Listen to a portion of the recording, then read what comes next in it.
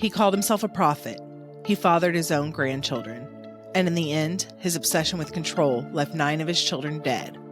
Today, I will tell you the story of Marcus Wesson. Some crimes are senseless, some are calculated, and some are so twisted they defy explanation. Welcome to Spouse-icidal Tendencies, where we unravel the darkest minds, the most chilling cases, and the crimes that haunt us long after the headlines fade. Listen close because the truth is always more disturbing than fiction.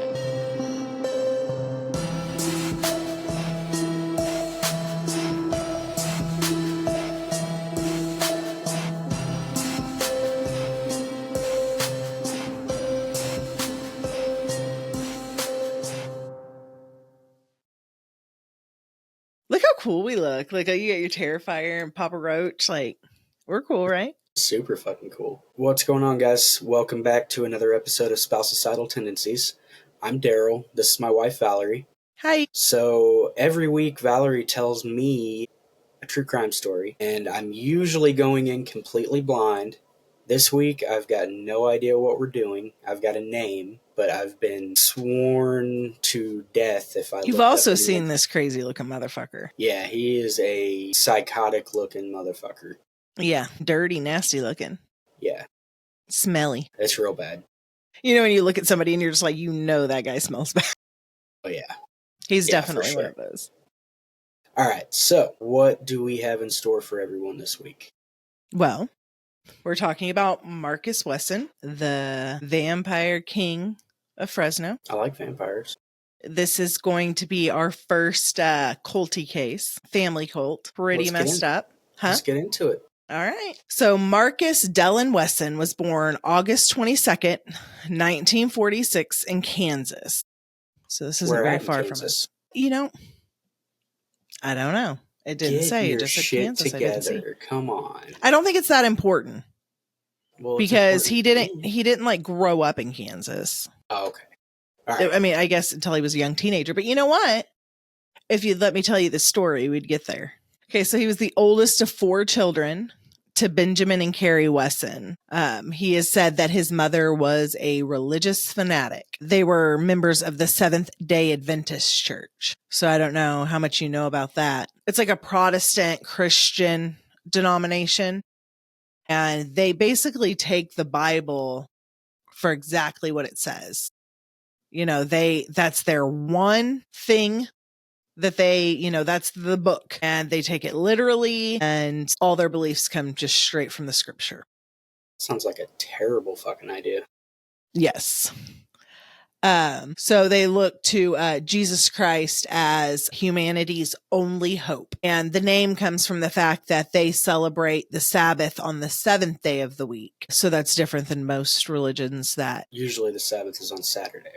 No, usually the Sabbath is on Sunday, which is the first day of the week. The Seventh-day Adventists, it is Saturday is their Sabbath day, because that's the 7th day of the week. So as a kid, Marcus's mom would hold these like prayer circles and hours long Bible studies. All 4 of the children were to sit there during the Bible study. They're to participate and behave, like perfect little angels. If they didn't, then they would be beat. Marcus's father was abusive, physically and sexually abusive towards his children. He was a huge alcoholic. And when Marcus was a kid, a small child, his dad actually left the family to have a incestuous relationship with his male cousin. And then 10 years later, he just comes back like, hey, how's it been? And hey, I got the milk. Nothing. Yeah, exactly. I'm back. Hey, guys. Nothing ever happened. Isn't this what we were doing the whole time? In the early 60s, the family moved to San Bernardino, California. In high school, he was kind of different. His parents required him to wear a suit to school, jacket, tie, the whole get up. He kept his hair army style haircut. The kids at school would bully him, for looking different because they're all coming to school in their jeans and t-shirts, and this nerd is just, in his Sunday. Yeah. So he was, a pretty well behaved kid. He didn't use drugs or drink or anything like that. He tried hard in school. He wasn't like super smart or anything, just an average IQ, which we don't hear very much in these. It seems like they're always like super smart. He was in the school choir and he was like nerdily obsessed with trains. Yes. He was kind of eccentric. Like he had a big vocabulary and he liked to use it. He would like throw words in, just random casual conversation to appear smarter. You do that to me all the time. It's not to appear smarter. Just because you don't understand the word doesn't mean that I'm using like odd words. Look, I don't understand the words you use at me, and I'm going to take it as disrespect. Whatever. Whatever. So he didn't actually end up having enough credits when it came time to graduate, but they let him walk with his class and go through like the ceremonial part of graduation, but he did not receive a diploma. So directly after high school, he joined the Army and was like a med tech and an ambulance driver. They've said that like he was deployed to Vietnam at one point during this, but there's not like really any details about that or how long he was there or anything. He was only in there for 2 years. So he gets out in 1968 with an honorable discharge, and he ends up moving in with a woman who's like 12 years older than he is. Her name's Rosemary Solorio in San Jose.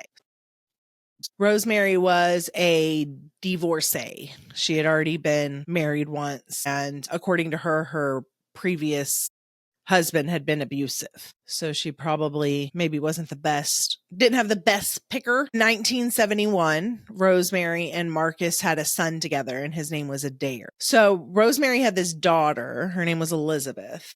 And at about 8 years old, Marcus started kind of taking a special interest in her. He shortly after began to molest her. He would tell this 8-year-old little girl that she was destined to be his wife, that God had said so, and she belonged to him. Rosemary was aware of this. Her mother, she was fine with it. She said, that's fine, but I'd like for you to wait at least until she's 15.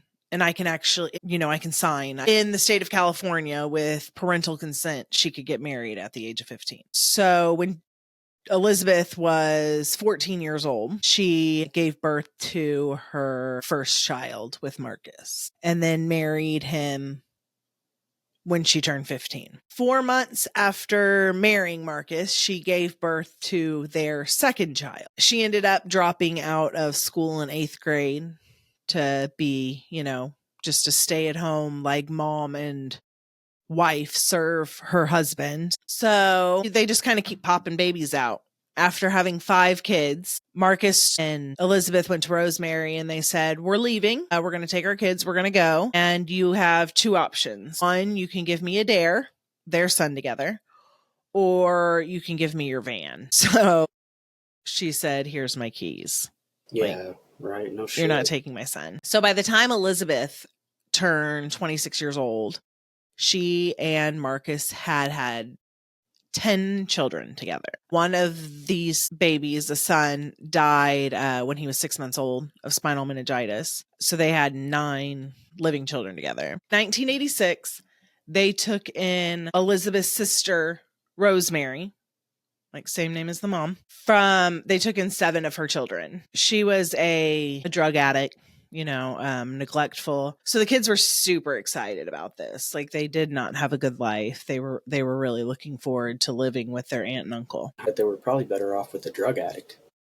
No kidding. So Marcus started molesting his niece Ruby when she was 8 years old. He told her, this is how a father shows his daughter affection. So this continued with each of his daughters as they hit about 8 years old. He would start a ritual with them that he called loving. And he said that he was basically teaching the girls how to be better women and how to please their future husbands. He kept the kids obviously very sheltered.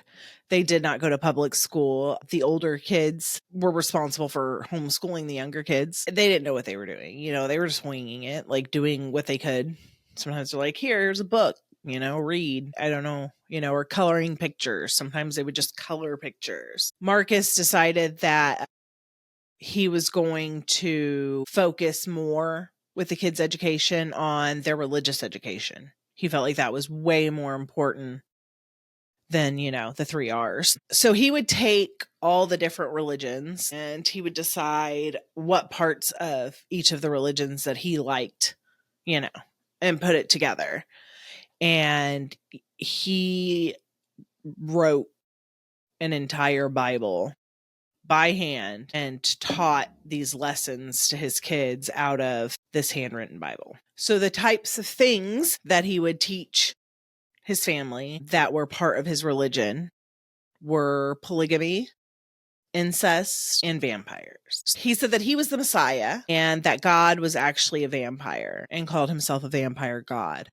Part of most religions, like you drink the blood of God. Obviously, like it's vampire shit, right? So he said, basically the only way to have to be immortal was to drink God's blood. The only difference between vampires and humans are that humans have souls. So he, much like his mother, would do these hours long Bible studies from this Bible and teach his family about how God was a vampire. And he gave himself a new name, his new vampire name. And now I'm going to try not to mess this up, but it's Java Marcus Spire. Do you catch what that was there at all?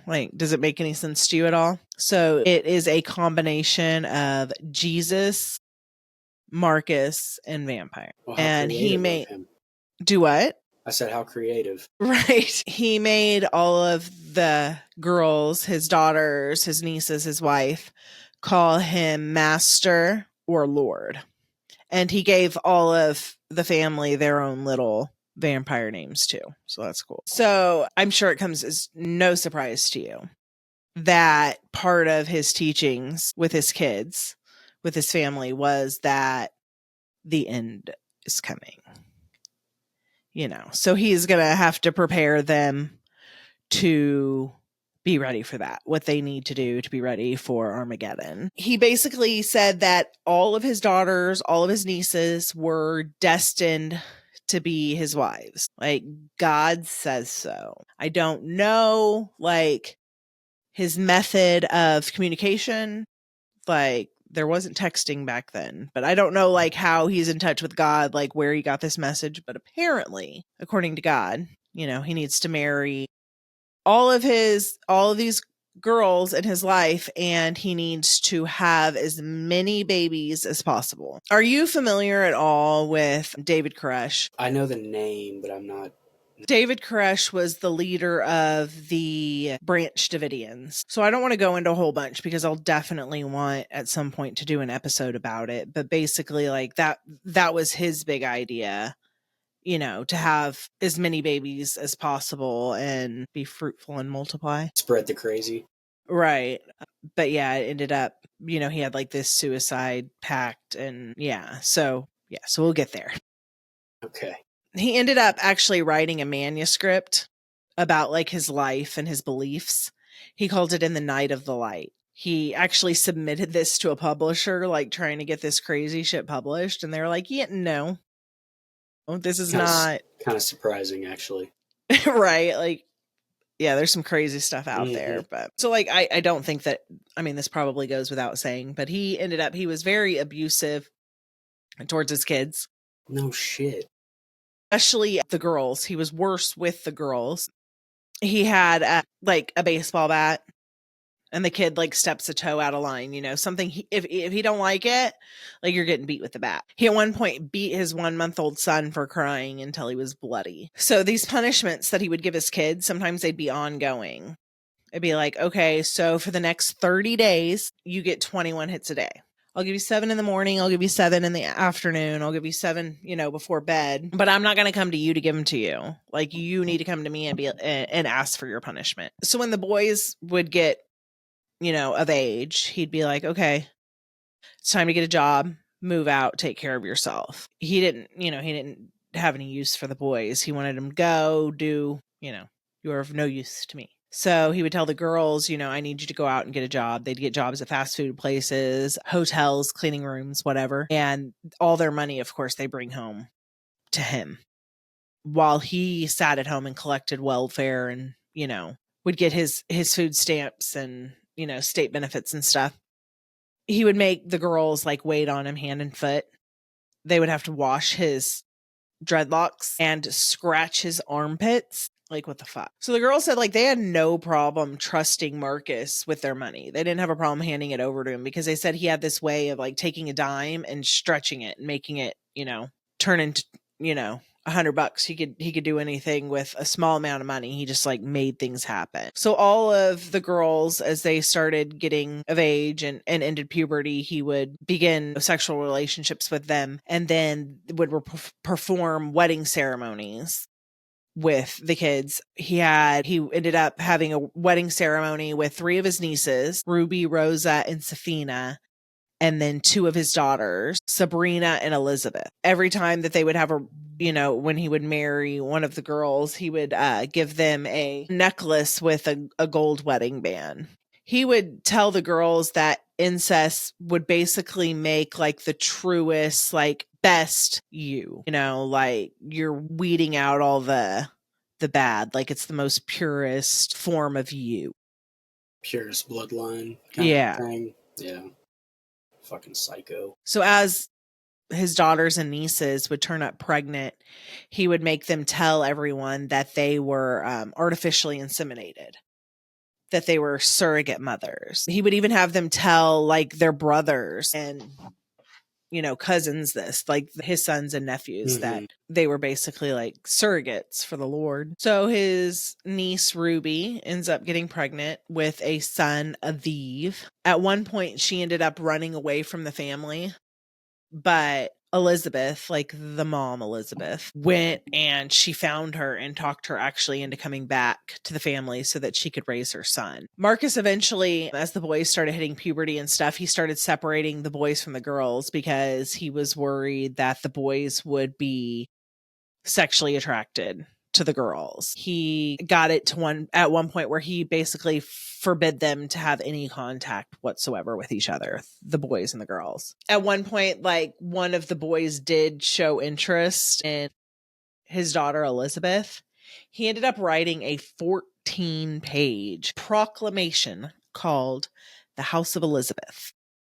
And it basically ordered his sons and nephews to stay away from all of the girls. Basically, like, find your own. Like, these are mine. They're destined to be with me. Like, the Lord chose them to be my wives. Find your own. So this dude, like, he is a big guy. Big guy. Like, he would go order fast food. And just eat all kinds of fast food and junk and make the girls go dig in the dumpsters of like fast food restaurants and stuff to find trash to be able to eat. The kids say they would remember when they were little, they would walk along beaches and collect aluminum cans to turn in for money so that they could get food and stuff. The kids actually have like a lot of positive things to say about growing up. They said they really did have, you know, some good times. They would, they remember listening to music on like long road trips with their dad. And for the 12 days of Christmas, they would celebrate the 12 days of Christmas every year, and they'd get like special foods that they didn't usually get to eat, like lobster and steak and stuff. They would spend weekends in Woodward Park. He taught them how to woodwork and how to fish. They said that they would put on plays like for the whole family, and they would have ugly contests. So they basically would make themselves look as ugly as possible, and everybody would have to decide who was the ugliest. Dad always won that. There's no way he didn't. Marcus moved his family around a lot. And it makes sense. Like, there's this huge family. Yeah. They're typically living in places that are way too small for as many people as they have. You know, he would tell people, like, this is my niece or whatever. And then, like, you're not acting like that's your niece.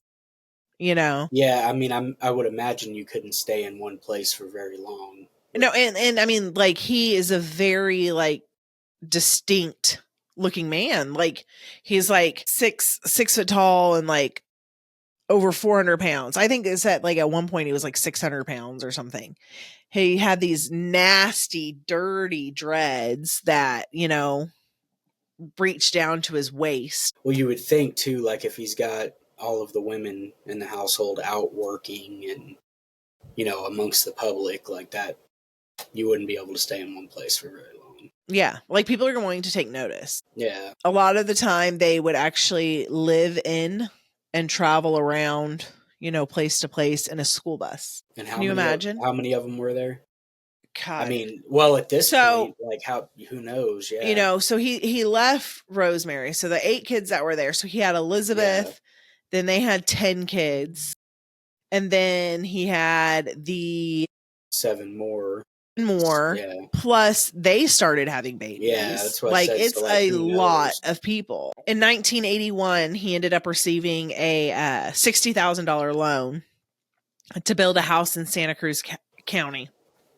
Who would give this fucking piece of shit a loan? You know, and I didn't really think about it that much, I guess, when I was doing my notes. But I wonder if he actually got the loan. Like, he was on welfare, you know.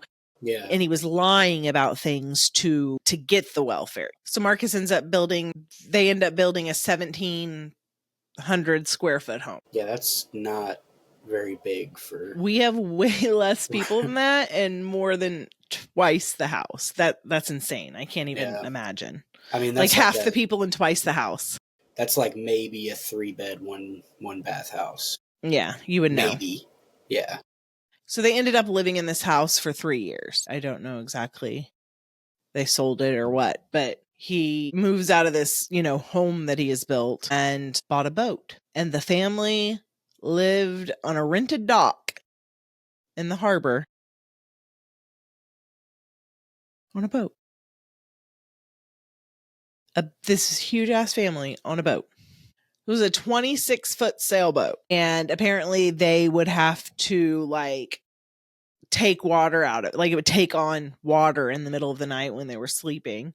Probably because it's so weighed down with people. 28 of them on it. Right.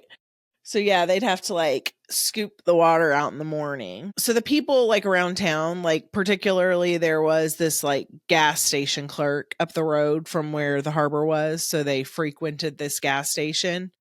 Started kind of notice like how strange this family was, you know, like the dynamic of the people, just the way that Marcus was obviously like very controlling and abusive. Like if he would say something to one of the girls and they would like walk away from him, he had no problem snatching them up by the hair. It didn't matter who was there, you know. The girls would walk around like with their heads bowed in a line behind him. And they would wear like long ankle length skirts and long sleeved shirts. Just kind of like bow their heads and walk behind him. Yeah, that would draw some attention. Yeah, I would think so. So at some point, he ends up getting in trouble with welfare. They're like, you're living on a boat. We asked you what your assets were. You didn't say nothing about a boat. So he's like, dude, this is, you know, where my family's living. I had to buy a boat so that my kids had somewhere to shower and to use the restroom. He ended up writing like, so that the FBI is like investigating him for this because it's like major fraud or whatever, you know? He ends up writing an 80-page letter to the judge. He tells the judge, like, the FBI is not investigating me. I am investigating the FBI. Jesus. 80-page handwritten letter that he, you know. You fucking nut job. Yes. So he was actually like being represented by, they gave him a public defender that he ended up firing. So like, here's a free attorney for you. You're going to need him. And he said, no, instead, I think I'm going to write this letter to the judge. So how'd that work out for him? He ended up being convicted and having to spend 180 days in jail. And he got 5 years of probation and had to pay some fines. Yeah, I saw that coming. Yeah. So he ended up actually only spending 3 months in jail. And they're like, okay, so when you get out of jail, you get a job, you sell the damn boat, and you pay all these back rental fees for the dock at the harbor because he was, way Squatting behind, there. obviously. Yeah. Okay. Like, so as I'm remembering, like, as I'm telling the story, I realized like I skipped over a whole part in my notes that I feel like is pretty important. So, I try not to rely on them too much because then, I don't want to sit here and read, but yeah. So then I end up skimming too hard. Maybe I need to like zoom in because I'm old and, Yeah. but no, what I was going to say is that I guess, he obviously like the harbor's pissed off at him. He's not paying what he's supposed to pay. They've got like 50 people living on a damn boat. They ended up getting a law passed that basically it limits like how many people can live on a boat. So he's like, oh, this is bullshit. Like they're, the obviously it's they're the Marcus law. Yeah, right. Marcus lied to Elizabeth about why he had been arrested. He told her that it was for being in contempt of court. I don't really know, what the point of that was, but like you fucked up, you fucked up. They actually found this like 1/4-acre campsite.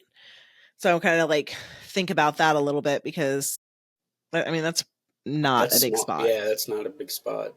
They ended up camping like on this spot that he was renting to own for 12 years, like off and on. Just living on a campsite.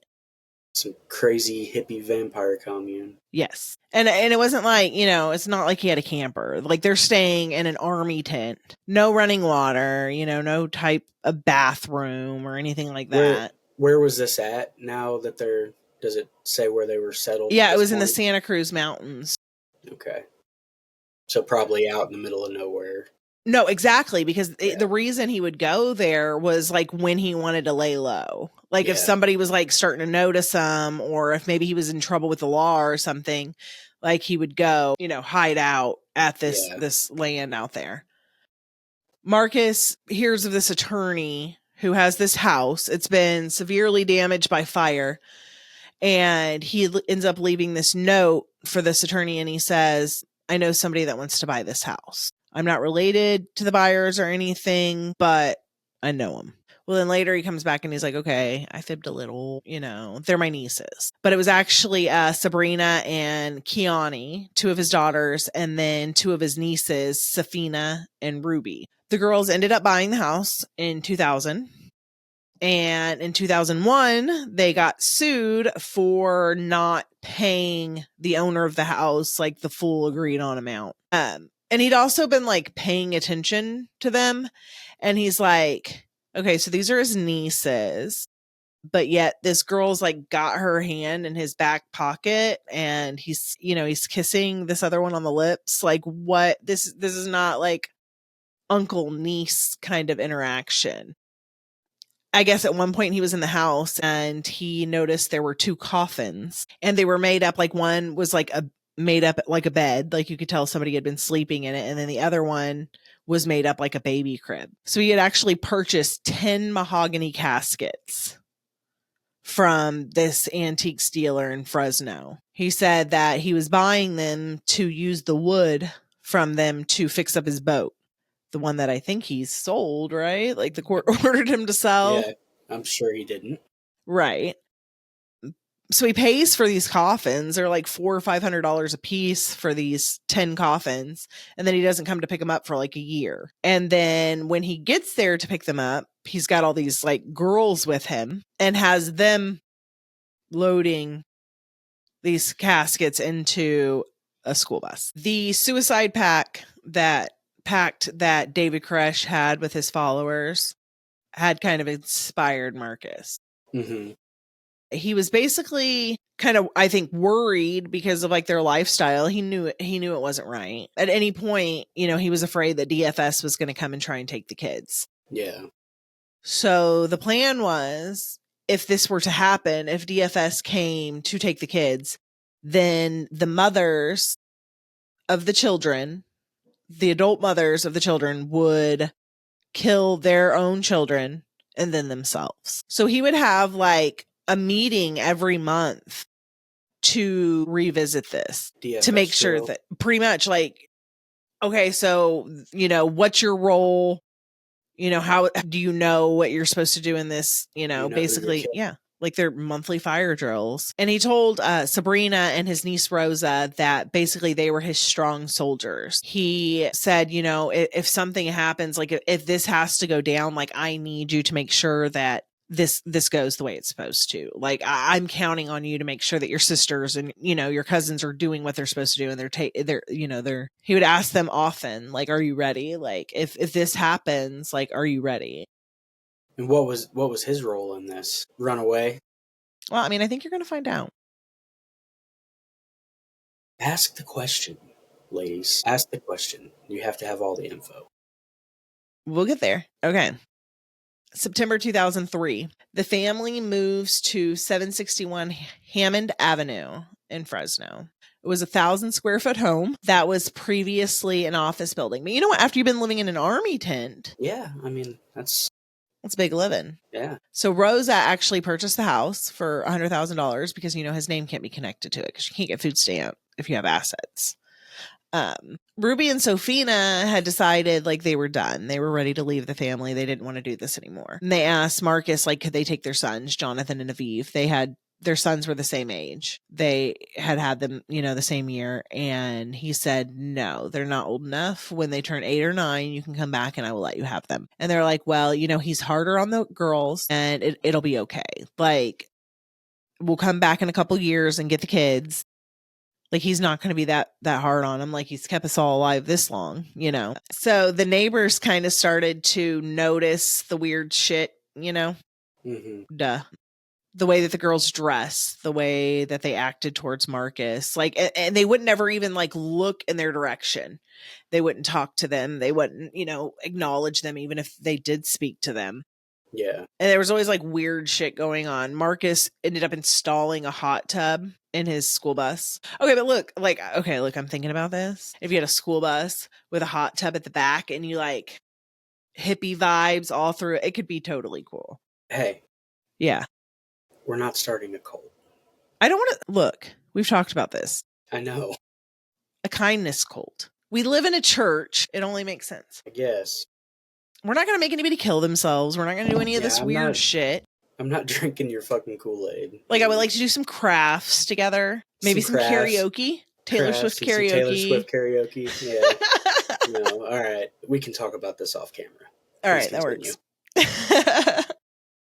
The neighbors would be like, do you see these weirdos next door? Have you seen this shit that's been going on, But nobody ever called, the police. Right, and they're like, that blows my mind that like all of this has happened and nobody has called DFS.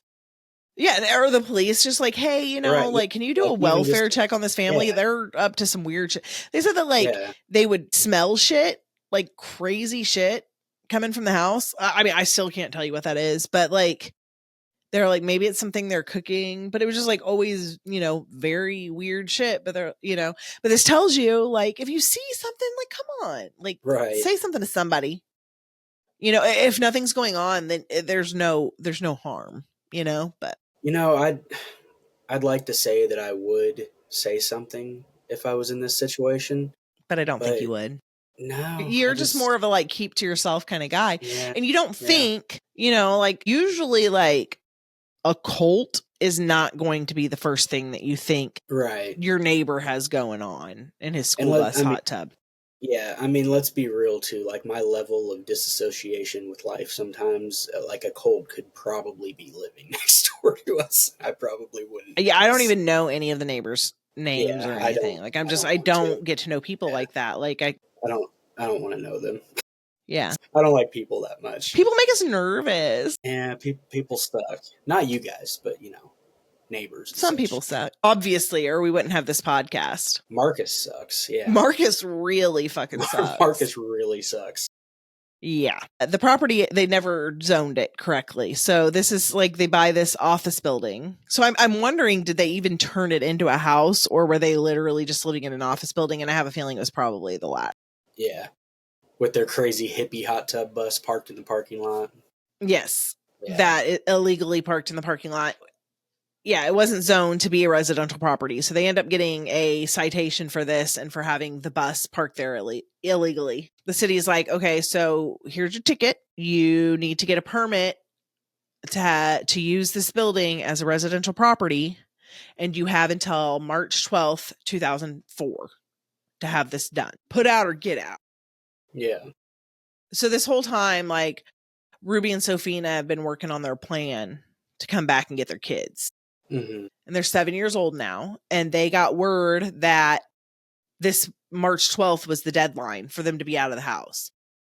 And they had heard, like, you know, through the grapevine, other family members and stuff, that Marcus was planning on picking his family up and taking them to Washington State, where his parents lived. And they were like, you know, I don't like this. Yeah. You know, DFS is kind of closing in. You know, he's got this suicide pact. It's scary. Like, we need to get in there before something happens and get our kids. So they show up to the house on March 12th. They're ready to get their kids. And of course, this doesn't go well. Like, this huge fight breaks out. Marcus is chill. He's just like, you know, let my bitches do my dirty work. You know, basically, like, the women all go running out of the house. They're screaming. They're like, you're whores, you're Judas, you know, bow down to your master. Like, you're Lucifer, you know, like, just crazy, crazy shit, you know? So of course the neighbors, cult stuff. just, yeah, you know, whatever. The neighbors see all this commotion. Obviously, it's all going out in the yard. And they call the police. Finally, they call the fucking police. Right. It comes across, you know, dispatch for the police as a dispute about child custody. So the police end up showing up at the house around 2:30. Marcus comes to the door. He's cool. He's chill. Okay, like, they want the kids. That's fine. Like, I'm going to go. Like, give me a couple minutes so that they can get their shit together and I can say goodbye. They can hug everybody, whatever. So he goes into the house. He shuts the door and he locks it behind him. Inside the house, there's Marcus. There's his wife, Elizabeth, and his daughter, Kiani. And, you know, she's an adult at this point. Sabrina is there, his daughter, who's 25. His daughter, Elizabeth, 17. Kiani's 2 children. And that's 8-year-old Illabel and 13-month-old Java. Sabrina had an 18-month-old son. His name was Marshy. And then his niece Rosa had 2 children, Ethan, 4, and Sedona, 1.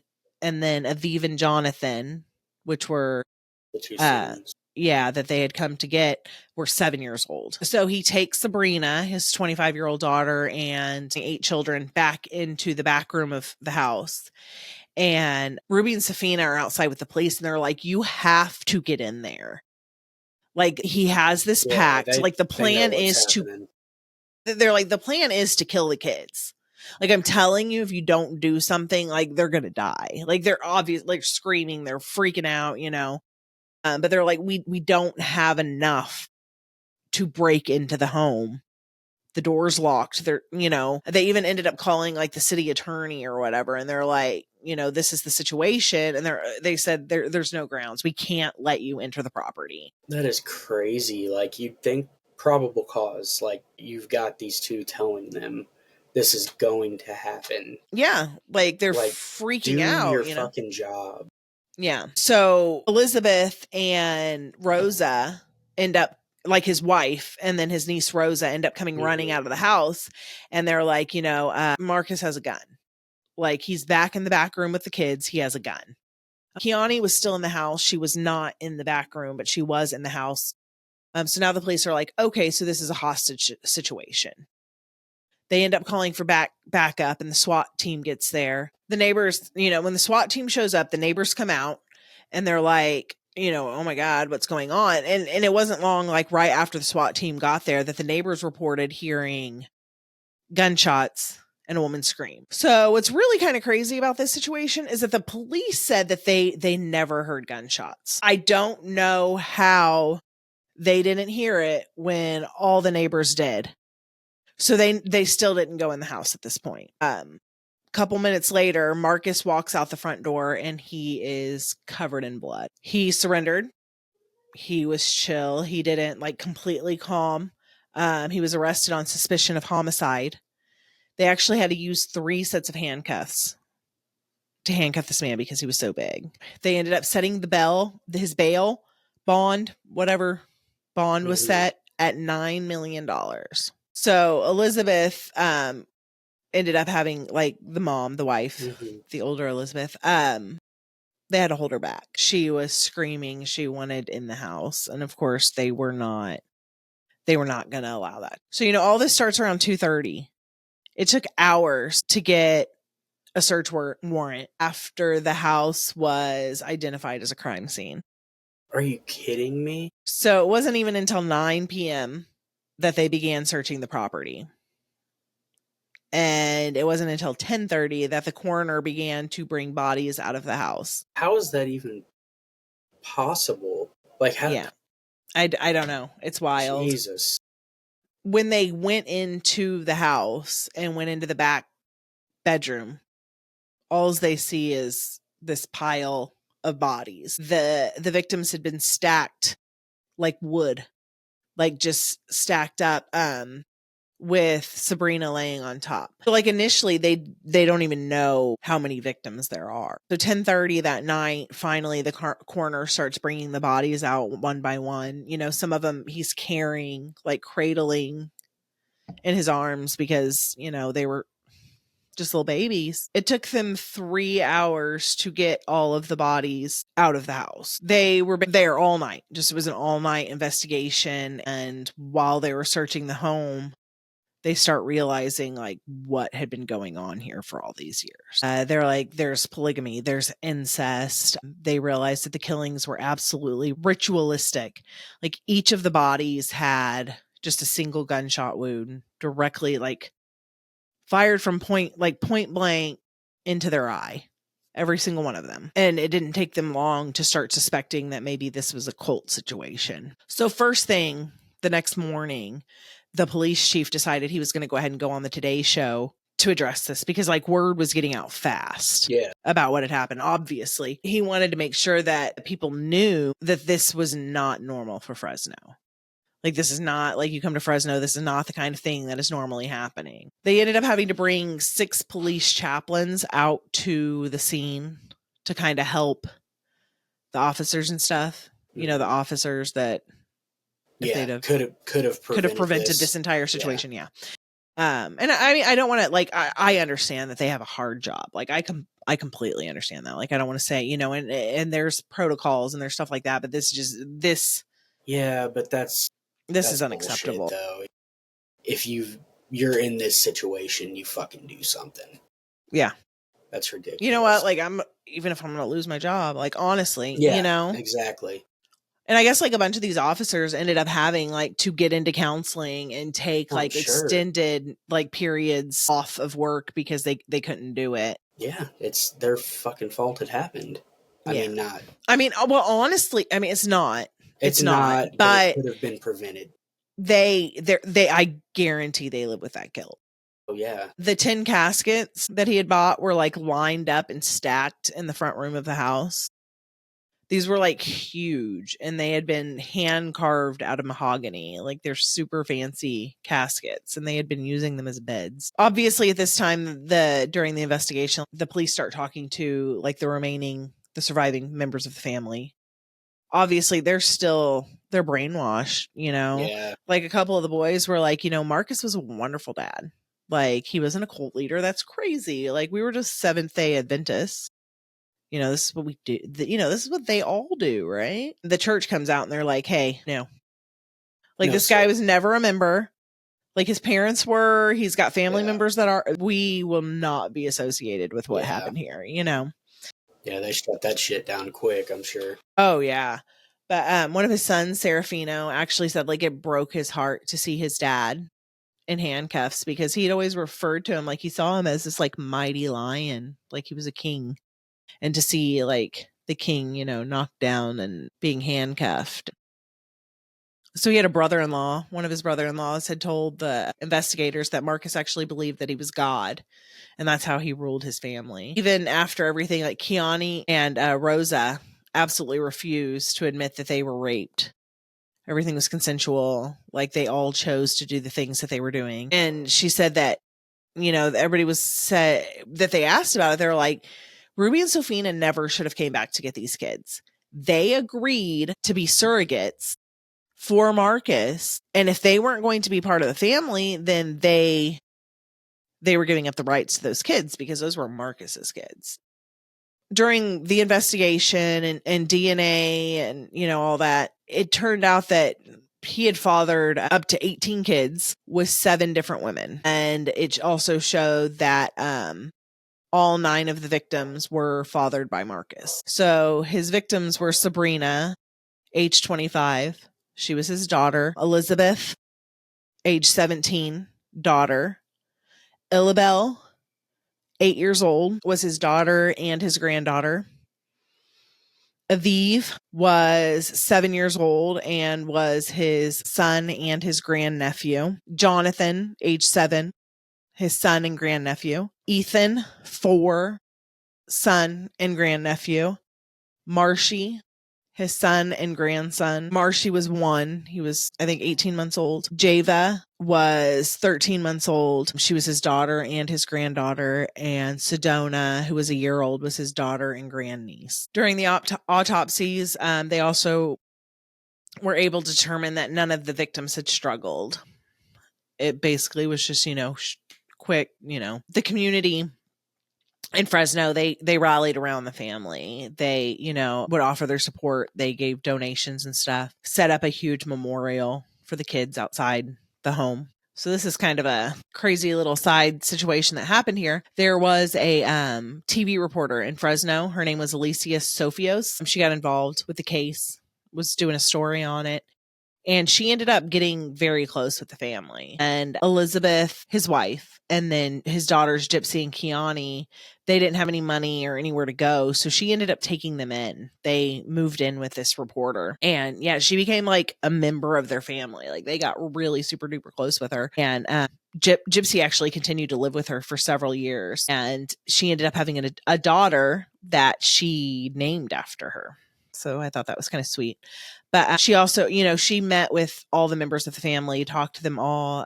The boys, just wanted so badly to clear their father's name. And she said that she felt like they were just like cult members, that they just needed to be reprogrammed. They needed to understand that, yeah, all the things that he taught them were not, this isn't the way that the world is supposed to be, She ended up writing a book. This Alicia, it's called Where Hope Begins, One Family's Journey Out of Tragedy, and the reporter who helped them make it. So Marcus said that he didn't kill anyone, and Sabrina had actually killed all of the children and then herself. The gun didn't have any fingerprints on it. It did have some of Sabrina's DNA, but there were no fingerprints to link to anyone. And Marcus and Sabrina's hands were both tested for gunpowder residue, and neither of them had any on their hands. But Sabrina's wound, she was also shot through the eye, but it did go like upward.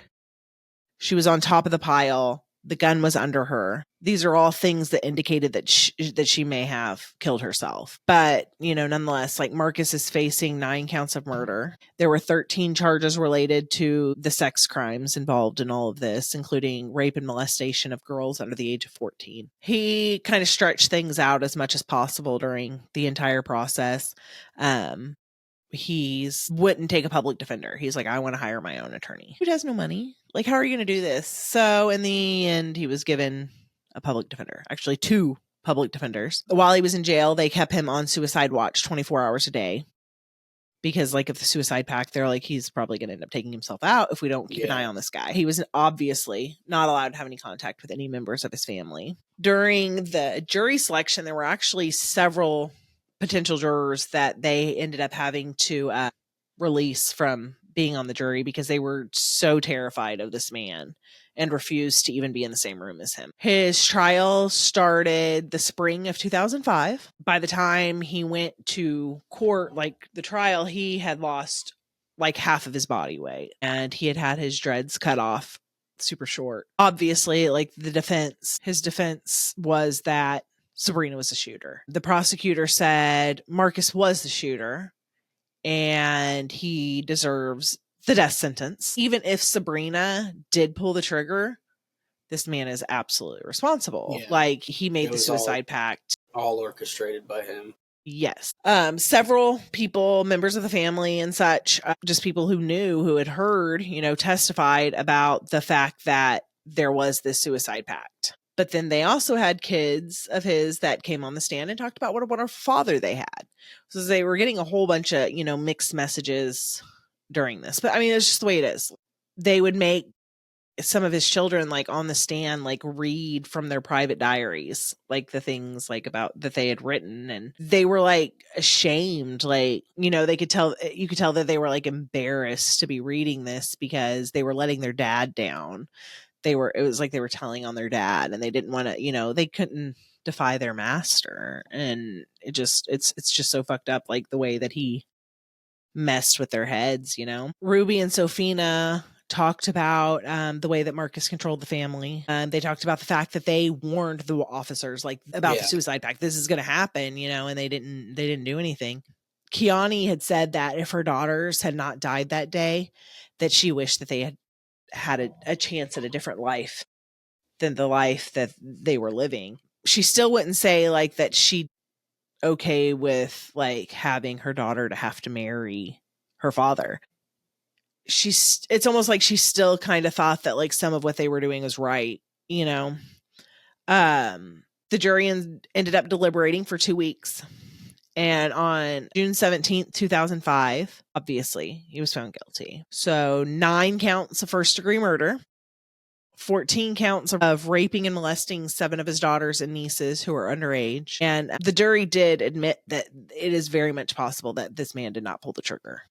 They were under no illusion that, it couldn't, that it was very much possible that she could have done this. But either way, he was absolutely responsible for it. He was sentenced to 102 years for the rape and molestation charges, and then the death penalty for the murders. But in 2019, they changed the laws with the death penalty in California.